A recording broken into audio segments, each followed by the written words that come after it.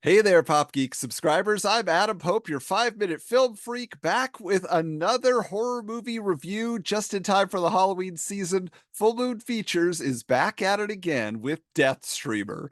Death Streamer is the second release from their new pulp noir imprint. Charles Band is directing and producing this. Very interesting movie. I really had a fun time with this one. The basic premise is that there is a vampire who is live streaming his seductions and his devouring of his victims.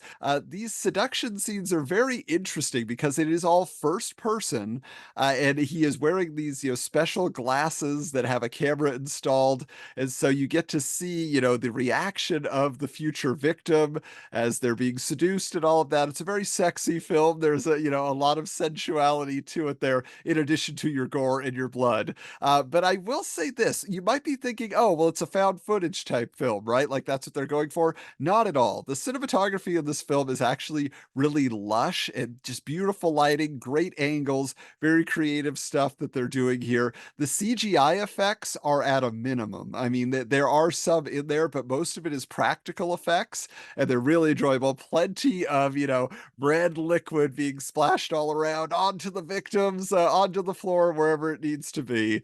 But I will say, the thing that I really enjoyed most about Deathstreamer is the character development and really the dialogue. The script is fun, but the performances are out of this world in terms of our main three heroes, because we have Aaron McDaniel as Alex Jarvis, and he is, the self-proclaimed director of what looks to be a YouTube series, at least a streaming series called Church of Chills, which he is hosting with two lovely ladies, where they are discussing basically not true crime necessarily, but true horror stories. And they are actually broadcasting from an abandoned church, so the Church of Chills is apt.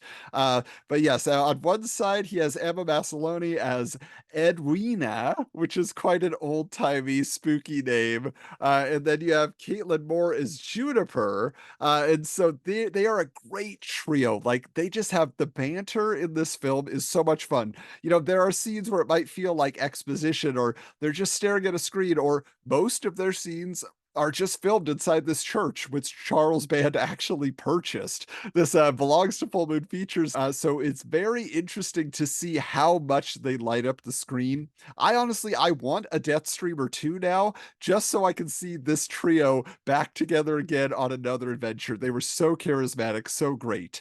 Of course, we do have, a big bad. We have a vampire, right? We have somebody who is there to make the blood flow. And so that is Sean Ohlman. His character's name is Arturo Valinor. Very engaging on screen. He has to do a lot of seducing. Ultimately, though, what happens is this trio finds out what is going on. They stumble upon his videos. They kind of hack in, it seems, to this private stream, and then they find out he's in their town. And then they find out what his real plan is, and they set out to stop it.